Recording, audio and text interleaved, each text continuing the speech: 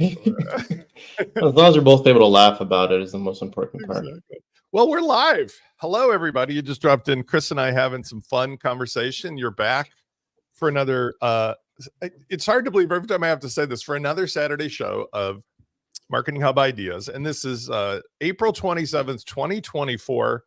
We are just on the cusp of May. I am Spencer Forman and my co-host Chris Latham. Welcome, Chris. Good morning. Hello, everybody. I think at some point I'm going to start numbering these shows because I have a feeling this is going to stick. We have evolved it somewhat. And let me just, by the way, always want to check to make sure we have some sound here. Just got to do it.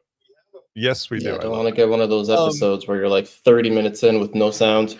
It happened.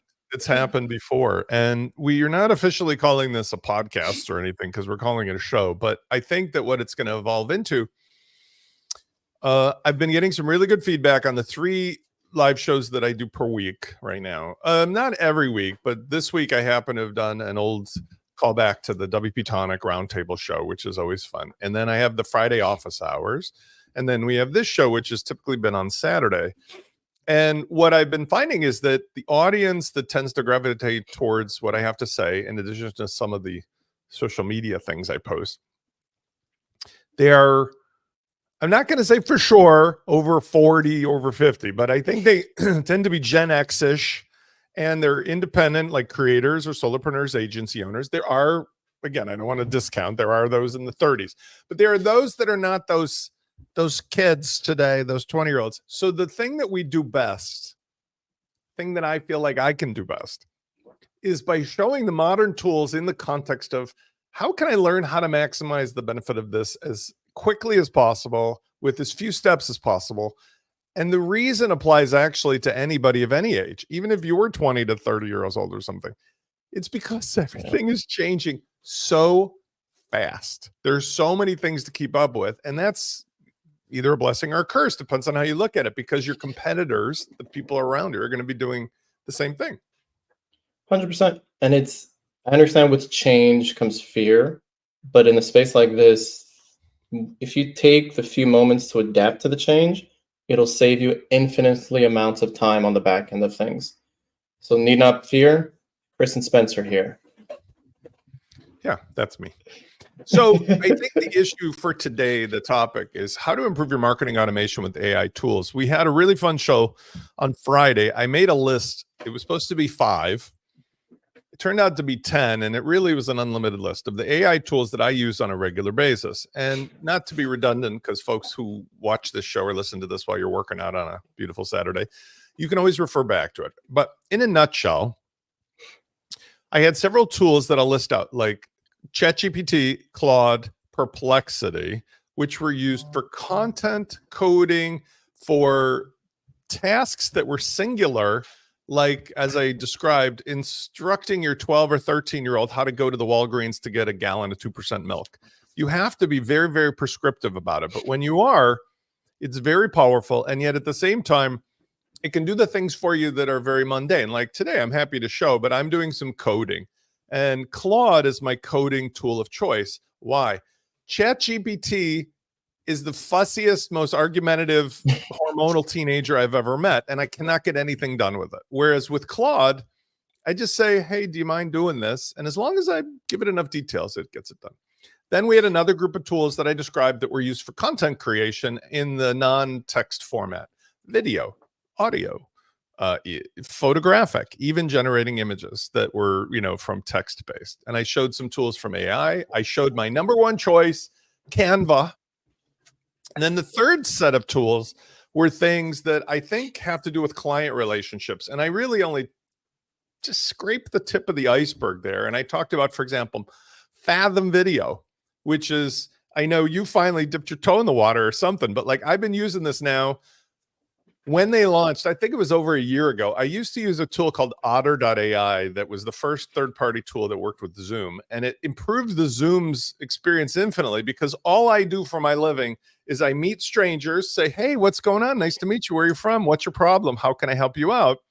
They describe the problem, and then I take things out of the freezer to show them how I can help them. But Fathom records the video, transcribes the video, divides the video into important parts, does AI summaries, gives me a tool that is automatically sent to the customer to memorialize the transaction, including the links I referred to for how to pay me for my services. So tools like that for client interaction, I think, are where the rubber hits the road. So do you have other categories? Because I think there's like other ones, but like, let's talk about some of the tools maybe in that regard or new ones that help with the marketing stuff. Yeah, I guess the first one we could start with would be in the research section, where I'm a big fan of using Perplexity. And the big thing with Perplexity is right now they just got like I think $62 million investment from like people like Bezos and a bunch of other big names. Oh, did they? Supposed to be, Who's the company, by the way, behind? Like, we know it's Anthropic. one guy. It's one dude who Really? I think he worked for Google or worked for one of the AI companies, left, did his own thing. I'm being very interruptive for a reason. I apologize that, but like, just so anybody who's listening, again, in our audience, Claude or ChatGPT or singular chat agents, LLMs that allow you learning, language learning models. They allow you to do various tasks. Poe and Perplexity are kind of hybrids. They are tools that use multiple other LLMs in a sort of an assistant way. And I thought Perplexity was useful for that. Perplexity is even different than that. So Poe is like generally a wrapper. It takes the AI language model and puts a skin on top, and you could do whatever you want. But Perplexity is best used as a research tool where you could find any topic you want to look for, ask it a question, it'll pull the answers and give you the links to the pages that they found those answers, and then it'll ask you continuing questions. And the great thing there is if I'm learning about septic tanks and I want to know, how do I clean a septic tank? How big should my septic tank be? All those things eventually get saved into what's called like a knowledge hub. But the biggest thing for anybody who's running a business you need to know is if you have a hard time using Google, Perplexity is able to search things and rewrite things in words that are easier for you to understand, and does the time and takes the time out of you having to click 20 different links. It gives you the best answers right there with the definition and the links to dive in deeper. I'm going to add in just for fun, because I think this is an interesting point. We can do a little dipping our toe in here. I'm going to switch to sharing, I think. There we go. And I highly recommend everybody just pay the $20 a month. It's game changer. Well, I mean, this is like a subtle difference. And again, it's a difference that actually has some meaning here. So I've just called the Perplexity. Right now, I'm not logged in. I have the premium stuff of everything. But I was suggesting to somebody before with Perplexity, like, as you were just indicating, I gave it a complex task. I said, here's a list of 88 plugins, right? And what I had done is I said, go ahead and make a spreadsheet and outline that organizes the features. And it essentially goes out, like you said, and I believe this, no, I don't know the question. Is Perplexity able to access live data like ChatGPT, or is it earlier model? If you check that gray box at the bottom next to Pro, at the bottom, very bottom of your screen, in the Ask Follow-Up section, bottom middle of your screen. No, I know. Oh, right. I get that. But I mean, do you just know off the top of your head? Does it actually? You got to check off the feature for it to go online. So as an example of a project I did with Perplexity that I thought it was very well suited for, and there's a few other ones. I said, go out and find these plugins in the real world, in the live internet, and then make a table of their best features along with their documentation links. And then I mean, I'm not going to go through this whole thing, but like I kept massaging this down and massaging it down, and like having a real life assistant, instead of giving it chunks of singular things to do, I had it keep building off of this into essentially a web scraper.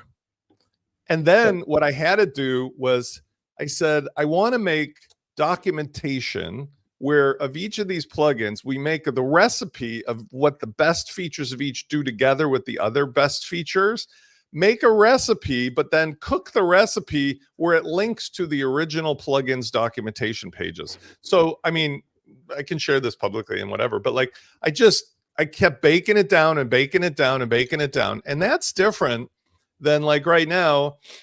I think I can share this. I'm working with like Claude to make one of my newest improvements with launch flows and the components there. So I have some code that I'm actually making, and I'm just giving dribs and drabs of this. But what I have to do here is I have to take each function or each little bit that I'm making, and I have to say like, okay, here's a snippet of stuff, organize this alphabetically. Then it gives me the code. It always fails to give me the whole thing because it like has some limit on how many lines. Then I have to take it out and put it in a text editor. All right, so now that we're sort of off the show and tell for a second, So I something like hijacked Claude is great for creating. You're trying to create a piece of text, you're trying to spin particular words around, you're trying to rephrase something. That's where that comes into play. Something like Perplexity is great for researching. Like I'm going to share my screen here. I'm going to do this for the first time on I think you can. I live. may have to Hopefully I add it don't in need here. to You can share restart it. my browser. Give me the link. I can show it here if you want. Oh, I got Well, my thing saved here. Yeah. Yeah, you can share Perfect. it. Just put your thing up. Add the stage, and then let me set There it we up. go. Hold on, let me set it up bigger. Yeah. All right. So here's an example. I was searching for what are the best cuts of beef to use for making burgers, and it gives me all the sources it found the researchers from. So like Nick's of Calvert, Reddit, and Cool Meats, and it breaks down the answer in a much more bite-sized, easy to read. So if I want to know more about short rib, it says, hey, I got the short rib from reference 1 and reference 5. Right. And what's great there is I'm also getting images on the side. So it's also going to pull images. And while you're there, you could also click a button that says search for YouTube videos that are related around the same subject. So what you would used to do on a Google search tab and a YouTube tab and an image search tab, it does everything in one place. And one of the follow-up questions I got was, what is the difference between ground chuck and ground sirloin for burgers? It then breaks that down, gives me the sources. I could choose to find more videos. And as I scroll down, there's an endless loop. So when it comes to researching, if you're trying to learn something, you could gather all your information here. And then you could even do like with Claude and just say at the end, like, hey, write me a brief 5-paragraph summary explaining everything. You just show me with a step-by-step guide on how to create the best burgers. I mean, one of the things that I found, and you're showing it here too, is there are still some limits, but what this is doing is mixing, I think, like the latest search results, along with ultimately, if you want videos, imagery as well. And then it's giving other suggestions of links. So as a research assistant, as a true assistant, it isn't something that I have to put together like I do with Poe or with another kind of a script where I have to literally tell it all the steps to scrape. But it does give me a continuity, albeit there are some limits. So for example, this one more than Claude, because Claude doesn't have live internet. Claude never argues with me about the copyright of stuff. This, like ChatGPT, gets all up in my face about, oh, I can't give you a actual image to documentation or something because it's copyrighted. I'm like, no, young man, young woman, it's actually on a public facing URL. So there are still these like weird nuances, but as an overall marketing tool, I like Perplexity. It doesn't seem as well refined in terms of the results it gives me compared to, say, Claude's Opus for understanding the nuances of like today when I do the YouTube videos and stuff, I say, Chris and I are going to talk about this topic. And I say, don't be salesy, make it informative. It's for people over a certain age. That's not Perplexity. That's not where that's going to come in. Yeah. Kind of stuff. It's right. It's like more factual. You could try to get it to do that, but it's not where it shines. It's the best way I look at this, right? It's like a toolkit. One thing's a hammer, one thing's a screwdriver, one thing's a wrench. Sure, with a wrench, you could kind of nail something in, but it's not the best tool for the job. And this is where it comes down to with all these tools is each one has a purpose, and you're going to have to like jump from one to one within your particular workflow. Not saying you need to buy all of them like it's cable TV. That's not what we're saying. Well, I mean, this is the thing. Now, here's another one that's, I don't know how to describe the difference as well, but Poe is an aggregator, I'd say. It uses multiple LLMs, but its original promise, and I think it still is to be an assistant. So they've got, for example, pre-made assistants to do various things like go out and summarize YouTube videos. But I've had a great amount of frustration getting anywhere with this because things like, I don't know how to make this recipe or edit this recipe. Maybe I'm just dense, but there's very few 20-minute or less YouTube videos that I need to summarize. So like I find myself wondering how to really make a bot. And I know it's probably a matter of reading the directions, but I compare it to the other three, including Perplexity, where I just was using it right away. Like in other words, I had immediate satisfaction. So Like, It's like you have an imagine, automatic car and you got your manual car. Manual takes a bit more know-how, but once you get it, you're able to do so much more with it. and I don't know if this one is live. Let's see. Are you able to find live internet links? I think because it can use ChatGPT, it can, but it gives me this kind of nonsense, right? Up to 2021. Yeah. When we're all still locked in COVID, I think, or something. So I don't know if Poe really qualifies, but as far as marketing is concerned, I am wondering, let's talk about the imagery stuff, because yesterday I was fascinated because I did talk about, and I got into the whole Adobe thing. I hate Adobe in general. Their day has come and gone, but the way that Firefly worked compared to DALL-E or whatever was interesting, because when I actually got it to work yesterday, I was able to generate some good stuff. Marketing itself doesn't, in my mind, always really include, I'm still having trouble, like creating imagery, but it's easier when you can make the imagery to do some of the routine tasks, like the featured image or, the thumbnail and so forth. What are your And thoughts one on thing, so with the imagery, one thing I found good results with is by the way? if you keep the image more like an illustration or cartoony, no one's gonna suspect or expect that, like, oh my God, it's an AI content. Like, you could hire a cartoonist to draw a cartoon. When you try to draw a real life human, that's when it starts brushing the line of this looks like AI, and people may be questioning what are you doing in your business. So when it comes to like whether you're doing something for a blog post or social media post, and if you're a plumber, or if you're doing an online course creator, you could have, hey, draw me a cartoon image of somebody sitting at a laptop trying to learn something. So it's a bit more playful and easy, something you'd hire a developer to do crazy amounts of time. But as long as you keep it in the non-realistic realm, it's easier for you to put this content out and pass it on. No one's going to be suspecting anything. Like, you have the case of where people are posting AI images on Facebook, and a lot of the older generation people thought they were real. So like, there was this whole thing on the news going on about Facebook and AI images, and people thinking these are real images that are being created. And it just goes to show that, like, as much as we're in this space, a good group of people still have no idea that AI is a thing, and it's able to do images and even make music videos and video clips and even write songs that are quite legible and enjoyable. Well, you get into this uncanny valley. Like, let's do this one for fun together. I just made a prompt here. Adobe's dashboard taunts me, so I can't even figure out. This is a larger question, because unlike those kids today, I write software, I write interfaces. I've been around forever, and yet Adobe has been around 50 years. When they make an interface, it almost reminds me of Microsoft Xbox's website, because my kids do Xbox and I use a similar, like, to try to navigate the 57 layers of their woven products, and I can't figure it out. It makes me terribly, terribly frustrated, because that's old school stuff. Nevertheless, they give me a sampler. Let's see if it'll generate from this prompt. What I found that was interesting about the product, which you can get from other products as well, even if you get into the uncanny valley, which is what I think you're describing, where it's like, is that an image of a real person? Is it not? I said, describe a 57-year-old guy presenting to an audience of thousands. It's pretty gosh darn good in terms of what it'll do. And then I like these tools here. Like, I need a wide screen because I'm going to do it for a YouTube thumbnail. And let's just regenerate that. I already see a couple things that would already tickle my fancy if I was going to do this. But what I have been finding in the uncanny valley, especially with some of the new video tools and so forth, is that it freaks people out when it's just close enough, but not too close. Make it a male, and he has brownish hair. When it's too close, but not really there, to me, that's almost worse than making it cartoony, right?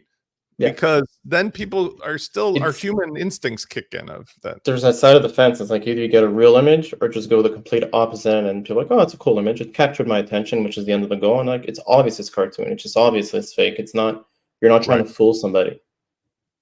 I mean, this is interesting because there's lots of effects. I like this. I do shell it up the field, but it's clearly, it's supposed to be a male. So this is where, for a lot of the tools, is where I realized having a certain master, having a certain grasp of the English language and how you phrase your sentences helps the prompts understand better, is something I've come to learn over the time of using these tools. I mean, I don't want to get into pronoun questions and stuff, but like there certainly must be a differentiator there. Now, this is a little better. It didn't listen to, brown hair and some things, but it does listen in terms of this is fascinating. I mean, I like a few of these. I like this picture. And that is definitely what I would call look at the guy. Yeah, when you start guy looking at in the the right hands corner. and the arms, Well, the guy in the right yeah. corner, his face is melting, right? And the woman in the front looks like she's in some kind of alien movie. So you run the risk of getting weird, but from a marketing perspective, as a starting point, this was useful. But here's the part that I thought was really good too. For those who are listening, I'm able to click on the screen and I can generate similar, use it as a structured reference, use it as a style reference, but you can also edit it, which was creating a design. And I kind of like that. I was able to, for example, not necessarily as easy as Canva, but I was able to go back into Adobe's tools, Adobe Express, which again, unlike Canva, this is not a unified experience. Every turn is an upsell. Every turn is a like, throw it at me. But like, at least I could take that and add some text on, which is what I'm doing. Funny enough, Canva also has its AI generation thing that's still under beta. And it's this thing where you have all these companies racing to put out the same product, but it's not their strength. So the product's never that great. Right. I mean, this doesn't feel good to me compared to when I get into Canva, I am home. Like Canva, and let's just use a comparison. I don't use Canva. This is a big difference too. For marketing, which I use Canva for every single thing we do. I mean, like I even was able to make masks and, shapes, all kinds of, I make animated videos. Every single thing I do in Canva, it is just that good. But I don't in Canva use the tools that I should be or could be, like this Magic Studio, where I believe you can essentially tell it the same kind of thing. Like, let's try it. What it comes down to really is these things where we all need to just kind of set like 2 hours a week to just kind of play into these new things because they're coming out so fast with all these changes that are constantly updating. And what I'd recommend to anybody if you're really confused and want to know how to use something is open up a YouTube video in one tab, open up the tool in another tab, give yourself 2 hours in the week and just play around with it, because it's the sort of thing to like when you're kids, a new thing comes in, you just play around with it, you press every button on the remote, fast forward a year, you're a master at this particular tool. And it's the same thing with all these new AI tools. The way I see it is the kids growing up today with all the free time are going to be pros at using these things. They're going to know where to click and be able to speed through, about what us, we're kind of busy with our day-to-days and paying bills and so on and so forth. We're not giving ourselves the time to play around, to just play and then get better at it. Exactly. And find out what suits your personality. Like, for example, see, I never read directions. It's amazing. I mean, I've gotten this far, but it's my barometer. It's my, you know what it compares to when I go out I love sushi and stuff. When I go out to different ethnic restaurants, especially let's say sushi, seaweed salad or miso soup are my basic gauge for one restaurant against another. Now, don't get me wrong. If I'm ordering sashimi or, any other rolls or anything else like that, that's awesome. But in terms of like one restaurant to another, I order seaweed salad and I go, I'm just going to ask for that to see what they do with it. Because from one restaurant to another, that's like the simplest dish to make. Similarly, when I go to these tools, I'm like, let me just try to do it without directions, see how far I get with basic tasks. Now, I don't know, because I didn't look at the directions, whether Magic Studio, I'm doing this the right way to make a YouTube thumbnail, blah, blah, blah. Clearly not. It just gave me some random shit. But in terms of how I normally work, I work this way. I normally would go to the homepage. I would just click that giant button, make a design, make a YouTube thumbnail. Now, this is where it gets interesting, because I know the shape and everything is proper. I can choose from various templates, which are awesome. And there's words that I can describe, modern or something, but it's not generating a dude. It's just giving me like categories, which I appreciate. There's also styles, but here's the part that's really fun. I like to go to elements and I go, happy people around a computer. Now, this isn't AI, but it's really powerful nevertheless, because look, what I'll do is I'll get like 10,000 different choices of real people that I can use. And then the AI tools become very powerful marketing, because now I can layer on the headline, I can layer on the fancy design, I can do the thing here with edit photo that, again, it's a tool, not AI per se, but I'd be like, get rid of that background. I want to put them in a different office. This is the kind of shit that on Adobe would torture me for 1,000 years. And I've been doing Adobe tools forever. But now watch, I go background. I go, let's put them in fancy office background. It gives me a million choices. Oh, let's put them in here. And I just do this. And then I right click and I say layer, send to back. I scale it. And then I can add, like, do you know how hard that was? I mean, but like this kind of stuff would have taken me 4 hours with Adobe tools in the past. And then I can even edit the photo here, and I can do stuff like adding a filter, like make it a little fresco, or soften the edges, right? Shadows. That's what I'll often do. So a good example here is I like using Canva for creating decks and presentations. And the way you'd leverage both tools is you'd have your Canva for the design and the layout, and then you'd either open Claude or ChatGPT and you dump what you have in your head and tell it, I want you to simplify this into 5 slides that's easy to read. And then it splits out the text, and you'll copy paste that text right back into your Canva. So that's how you leverage the use of the different tools for each benefit. And that's the greatest thing with the strength for the basic like AI and Claude is if you have a knowledge of data you want to dump it out, then ask it to simplify it out for you, and it makes your life a whole lot easier. That's how you're going to be saving time. It's not about creating net new. It's taking what you have and making it more digestible. I want to talk about the marketing, the selling of marketing services. Okay. So the last year that I've been working on Launch Kit and so forth, instead of doing like Frankenstein monster solving or random projects from scratch, unlike a lot of people who even today I see, is it profitable to go into WordPress for being an agency or being and there's a variety of answers, because if you just look at it in terms of going down to the farmer's market and trying to compete against the features of infinite arrays of free tools, your answer is going to be good luck. But if you flip the whole thing over and you say, wait a second, what if I appeal to the humanity of the people that just need the output of, can you put a really cool YouTube thumbnail together, or a preview image that shows a bunch of happy people who are on a computer in an office and and has the tools that we're seeing here used by you to deliver the output they need. I had a client yesterday who I'd done a full website and everything else for. Of course, they used the Launch Kit. They just had a problem with one of their booking calendars. And this is how easy the conversation is. I'm not saying it's for everybody. I charge $300 per hour for any hands-on services. I charge $2,500 for 2 weeks, $5,000 for 4 weeks. But that's limited. Like, you just have me, bless you, in an arrangement, but it doesn't mean I'm doing 40 hours a week. It just means you got me available for like last minute stuff. This person calls me. I'm about to go out to dinner, and they say, I got a problem with this one page. I said, I'm going to have to ring the bell. That's the word I use. I'm going to have to ring the bell for $300. Is that okay? They're like, sure. I get in there. I figure out what's wrong. It's just 2 lines of CSS.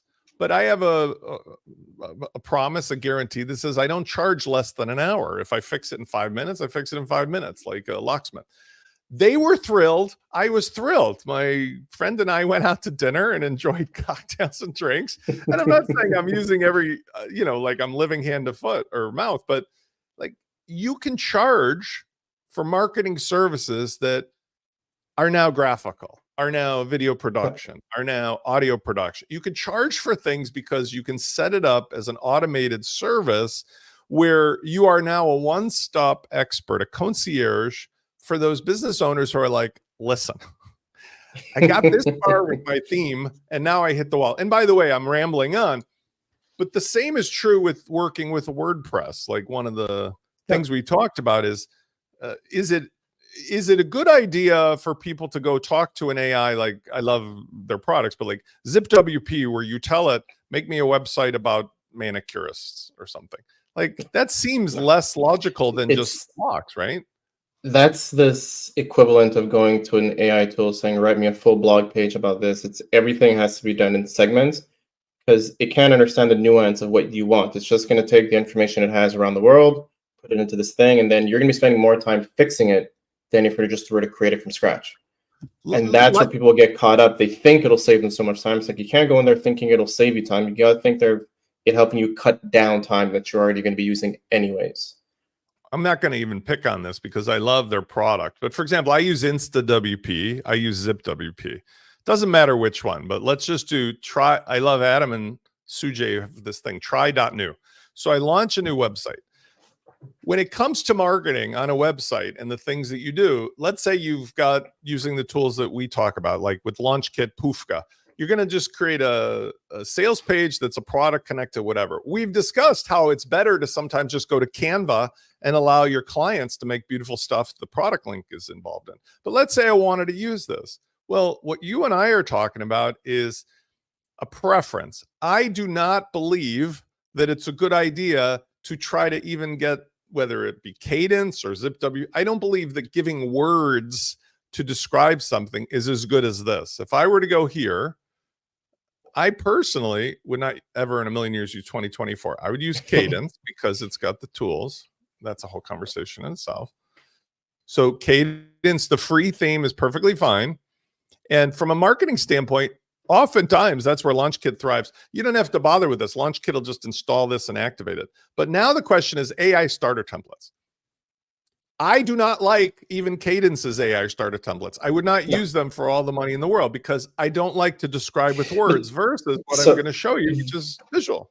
This is a prime example of where the classic tool that you're in now works perfectly well, but because everyone is adding AI into their products, they need to do it too. And this is where I look at things where it's, as a business owner, I could understand the pressure you have. I got to add because everyone else says people are going to lose my features, but the people that want those features aren't people that are going to stay for long anyways. People who are building something of a lifetime that are long lasting, they're not looking for quick, shiny objects. They want stuff that are tried and true and tested. It's the catchphrase of the day, but it gets back to when we're talking about it for marketing, even if you incorporate some of these designs. So my general rule for clients has been no content editing, copywriting, no design. However, my clients are exactly these human beings who say to me, but Spence, can't you just do whatever? So now I want to show you, for example, where I do make it happen. Now I've installed Cadence blocks. So I either can have the Cadence starter template, or I could just go to a page and I say add new. And even with the free version, it's plenty good.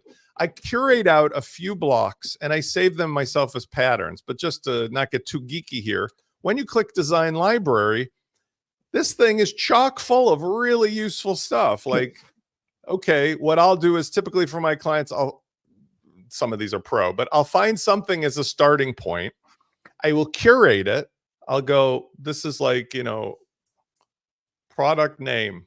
And then maybe I'll do some other basic changes for, what's the default, maybe what's the color scheme and so forth. Once I've done that, let's just make it a little snazzier, right? And I'm not trying to make this a design tutorial, but I'm changing like the color and the background, a few things in case you're listening. The idea is with just a few changes, now I save it as a pattern. I click on create pattern and I go product header 1 or whatever. And I put it under, headers. I can sync it or not, usually not. And now what I do is I've created a library of 3, 4, 5 different blocks that, guess what?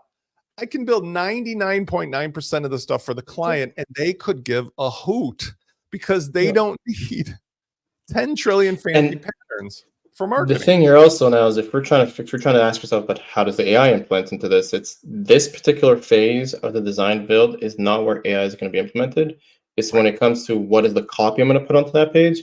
That's when you can go to AI for help. So it's not that not everything has to have an AI sprinkled into it. It's just you got to learn what to use and when to use it. Because what's it saying, right? To a hammer, everything's a nail. Well, you got to have a toolkit that's more than just a hammer. You got to have the wrench and everything else as well. I think it's worth mentioning that where all these marketing tools hit the road. I mean, really, the rubber hits the road. To me, are removing what I would call the gatekeepers of price or cost or complexity or manual labor. So again, I'm using examples from today. Today, I'm doing coding. I have learned over the years how to think like a coder, how to think in the language of PHP, CSS, HTML, JavaScript, jQuery, a little React. I do not like it. Python even. And in doing so, I can think how to give instructions to optimize what otherwise were mundane tasks. Like, for example, I understand the concept of what I want to build, like I was just doing the pages, but I just needed to make one of the components for me. I have to focus on that component and then grab it and weave it back in. But once I do, I can save up, whether it's code or graphics or visuals or otherwise, I can save up parts that can be assembled like Legos in the future. That's a crucial part is, one, you need to know what you want as an output. Two, you need to have a certain level based understanding of what it is you're going into. It's always like the example, if you go to a travel agent and they say, I want to go somewhere hot. It's like, okay, do you want a beach? Do you want a desert? Like, you got to give them information so they could curate a package for you. And in your case, you wanted to work on something like coding because you know the basics of HTML, CSS, and React, and you know what you want. You could tell the AI I want you to build something for me, and you have enough to know, is this nonsense? Is it not gibberish? To then guide it to fix its own errors, because it's not a perfect tool. It's like trying to teach anybody anything. They're going to make mistakes, but if you know how to fix and correct them, you will get the output you want and save you infinite amount of time. But you need to know what you want, and you need to have a certain base of understanding of what's happening to know, is this BS or is this a quality output? I mean, you really hit the nail on the head with that, because I could show you examples even from this morning. Like, actually, I could even do this, because this is like an example of, if you don't know what's up, you're going to be in worse shape by relying on this, because you never learn to say "Donde está la biblioteca" or something, you know, me gustaría una comida. Like, if you don't learn basic phrases in another language, whether it's PHP, CS. So, for example, I was writing this code, and this may be a little too small, but this morning I was having it do something where in WooCommerce there's a logout link for this new plugin, and it has to generate a special thing at the end of the link that's called a nonce, which means it's a security measure to make sure you're really logged in as who you say you are. Now, I asked it to generate the links. It was a really easy prompt, because it was just like no big deal. So I said to it here, think like a WordPress expert. I have this plugin. I gave it all my code. Make a new array of shortcodes for each of the current navigation items with this format, right? LF link. Go to the Walgreens, get the 2% milk with the blue top from Hillshire Farms, and and then I said, I need this one for the payment, and I need the one for the logout. Now, it said to me, sure, no problem. Spit this all out, which is fantastic. But here's where it becomes funny, where you could really be screwed. When I get down to the end, I'm looking at the code, and I know enough about what it's supposed to do. It even says to me, like, for the logout link, ... And I look at the code and I go, dude, you didn't give me the actual logout shortcode. And it goes, oh, I'm sorry. Here's the code. Like, the whole entire thing was basically, I need the links, which are all pretty easy to do, but I need that one special one that generates the nonce at the end, because I could write the function, but it's like, okay, that's where you have to use AI wisely. You have to use AI like an extension of your own logical thoughts. You're using like 9 out of your 10 processes for thinking, and then 1 out of 10 you're giving to the AI to do it for you. Even for essentially, marketing, you become a middle manager. Like, you started the job doing the grunt work, and you've leveled up to a point where you just manage and review things. You still need to be able to have a certain level of grunt work and just review the output that it's giving you, because that's what it all comes down to. It's not that it's never going to be perfect, because it can't be perfect for me, perfect for you, and perfect for Bob, when we all have different things that we want from it, asking the exact same output. But if we're able to feed it as much information of, these are the people I work with, this is my business model, this is what I've done in the past year, this is what's worked and what hasn't worked, you got to feed it enough information. Just like when you meet a brand person, they need to understand who you are, what your story is, before they can give you a brand kit. They can't just give you a brand kit by looking at your face. And it's the same thing with AI. The more you feed it, the better output's going to be. If you just keep it generic, you're going to get trash coming out. I think what's important is that also we need to be patient. So we saw when ChatGPT came out, like version 2, then 3, then 3.5, then, oh, it can do images and it looks like melted plastic faces, but then it became photorealistic.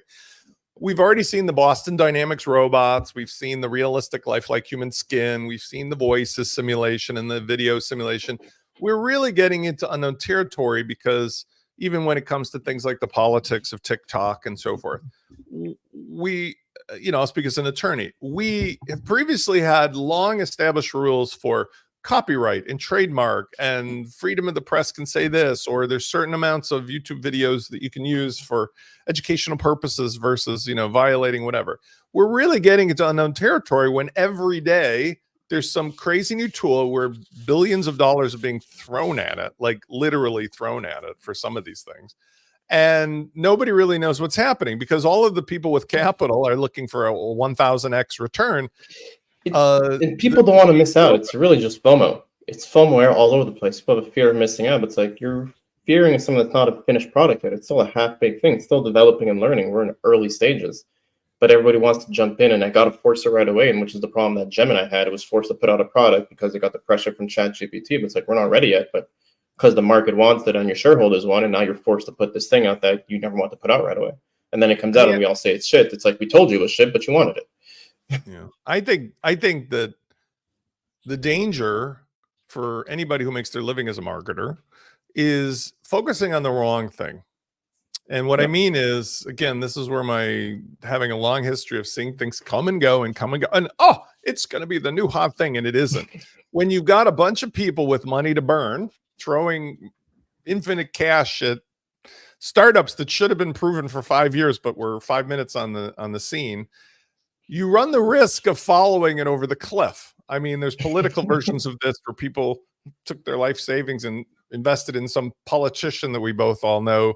They're, publicly traded stock, like, wow. So what the danger becomes for those who, like us, make marketing part of our business, I think it's a wise, not only from a safety standpoint, but from a performance and from an actual future return investment, 100%. to invest in the human part as the intermediary with a full disclosure to your client. Look, I'm not promising you that I know all of the answers or I have all the tools because they're changing so fast. What I'm promising you is I'm going to keep my hands in that kitchen, in the pot, so you don't have to. And I will translate, filter, actually use the tools on your behalf as a concierge to get you the results you want.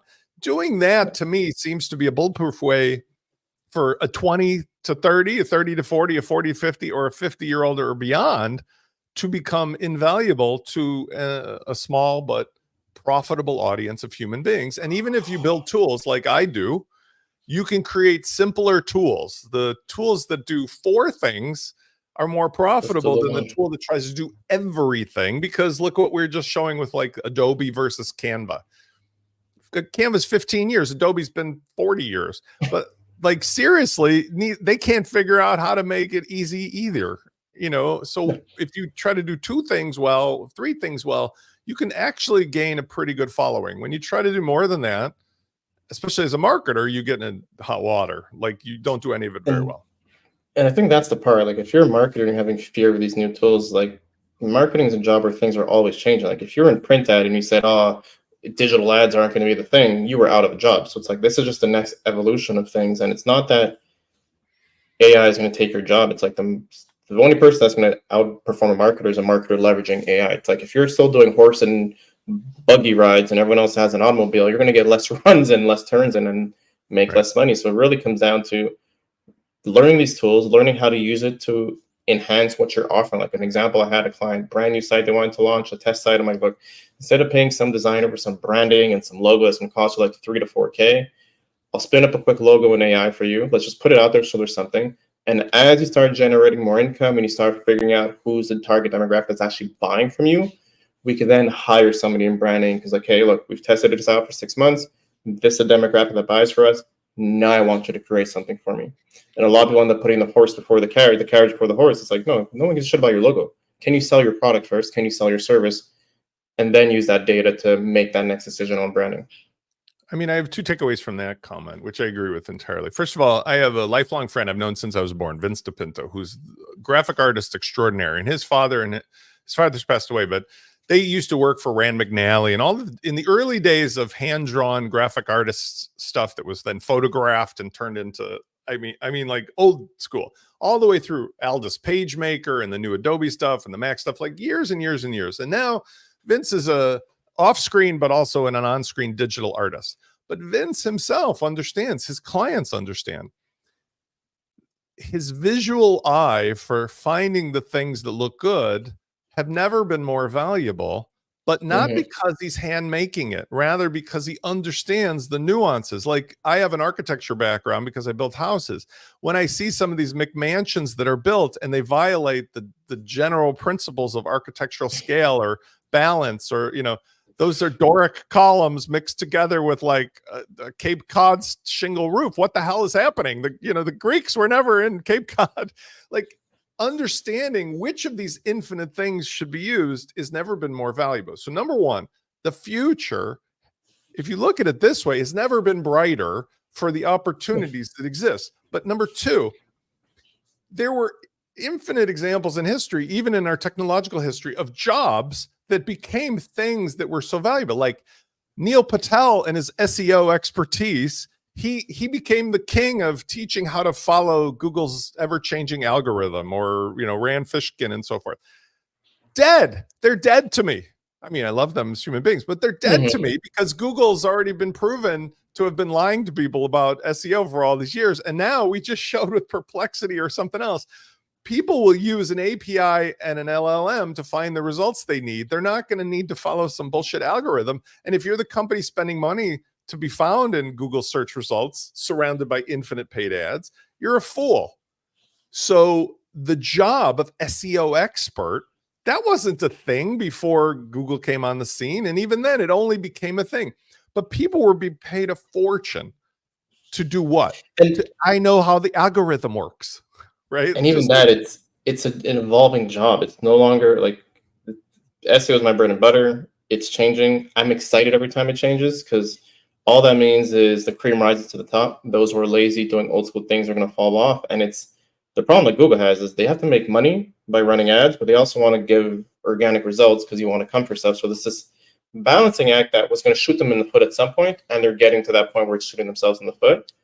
But regardless of that, it's just adapting. Okay, cool. Maybe it's not just SEO. Maybe we're doing paid ads. Maybe we're doing social. We're adding a bunch of stuff, but it's more of a, pardon my French, but a holistic view you have to have of how to get your business in front of people. It's a cautionary tale and a legacy of things of how we got here. In the same way that Zuckerberg and Facebook. I mean, the promise of social network, I was right there at the cusp of all this. And I was also involved with like these companies like Ning and so forth before Facebook was very popular. Nobody knew where it was going to go, but they were all like Ringo Starr, like peace and love, open auth. We're all going to log into each other and share the data, and it's going to be amazing. We're going to be a hippie culture. And it's like greed and capitalism kicked in. And then Zuckerberg, I mean, there's things like, I'm going to be old school. Do you remember Zynga? There was a guy named Mark something. No, that's before my time. Who started Zynga in Facebook, and he became like 100 millionaire, one of the earliest 100 millionaires for an app that ran in Facebook when they allowed apps. And then one day Zuckerberg realized like, holy shit, there's a leak in the dam, and like shut all that stuff down. The point I'm saying is we've gone historically, and you can look at the printing press or the gas automobile. People who fear a job of today going away, thinking like it's over, are not realistically looking at history, because whether you go off petroleum onto gas or we get anti-gravity or free energy, there's going to be a need for everybody to understand how to build that, how to use that, how to do things with that. And the only consistent thing, which is, you know, I'm going to carry this flag till the day I die, even with autonomous robots making love to people, serving food, cleaning the house like the Jetsons, there's still going to be people who want to interact with real people. In fact, it might become kind of nostalgic, like the dude that showed up in the Starbucks before COVID with the typewriter and, you know, the denim jeans and the big beard, you know, like typing away. It might be a cliche, but it's true that we really need to focus from a marketing standpoint on who the ultimate decision makers are. And right now, there's still a human being at the customer end of things. So whether it be your customer who is hiring you as a marketer, or you're as a marketer trying to attract other humans, I think being realistic about how disorienting things are is your greatest asset. And using those tools is just a way to get more done with one person. And the great thing there too, for anybody who has fear of, oh my God, I'm gonna lose my job, is if anything, if you're good at what you do, it'll give you more work. Because what's gonna happen is someone who thinks, oh, I could write copy with AI, they're gonna do it, they're gonna crash and burn, and now they're gonna try to find someone to get the job for them. So it's the same thing we're seeing with like blog content, whether you're a designer or you're like, even now there's music happening. It's, if you could leverage those tools to kind of give, and like for designers, use AI to kind of give example, do you want this type of design or this type of design, instead of you taking your time, and then from there you go build it from scratch. And if you're a copywriter, the client's going to try to use copy themselves from AI to run ads, it's going to fail. Now they have to hire you. But you knowing how to use AI, because you have the skills of a copywriter, you know what to look for, you know what type of recipe works well. Someone who doesn't have that skill or have that eye, they will never be able to do what you do, no matter what AI you give them. It's like, if I've trained 50 years in basketball, in 20 years in basketball, and you give me steroids, and you put me someone else who's never played football and you give them steroids, I will crush them every time. They will never be able to touch me because they don't have the skills, the underlying skills to understand what's good and what's not good. So if anybody has fear, it's just learn how to leverage it and just sit back and wait, because someone's going to crash and burn and realize I need a professional. Well, either way, everybody has to decide where they have a niche. And I'm a big proponent of, you don't have to own it all. You don't have to win it all. Even if you want to be successful today, the leverage, we've seen so many examples of somebody with one simple idea focusing hard on that. Then the leverage comes from the fact that there's a marketplace where somebody else will buy you out or pay you an equity share and scale it for you. You know, I talked about the last show, the show before, Sponge Daddy, right? So it's just like one dude in a little company found the right combination of magic, but that thing itself, once proven, can scale infinitely. You would never get to those kind of outcomes if, in a world of infinitely changing stuff, you try to be an expert of all things all the time. Literally, you're better off. There's a last example I'd use, but this is old as dust, but it'd be better if you sold bolts, you know, like old-fashioned bolts and nuts. If you sold like one bolt that was the specialty bolt that held on the helicopter blade to a certain type of $5 million helicopter, and you sold those bolts for $50,000 each, but you're the only one who makes and sells them, you'd be better off to be in that business than the guy who sells the bolts that hold the lawnmower handles on for the $15 lawnmowers, because you become the specialist. You can spend all your time and energy in being known as that one expert. And what I will add to that analogy is, if you're the person who specializes in making that bolt, while you're the specialist and the go-to person, keep an eye open on something else, because if that product that you're building a bolt for deprecates and disappears, you're now out of the business. But if you're always keeping an eye on where could I parallel or laterally move what I'm doing to something else, you're going to keep reinventing yourself, and you're never going to fall off the mop and disappear. Yeah. And it's tough because I've been through a lot in the last year with my physicality and so forth. But one of the things that's kept me going is the fact that, thank goodness, I'm not in I used to be in businesses where I built houses, or, you know, I had to be in court or something. Thank God I could literally be on my back on a laptop and whatever.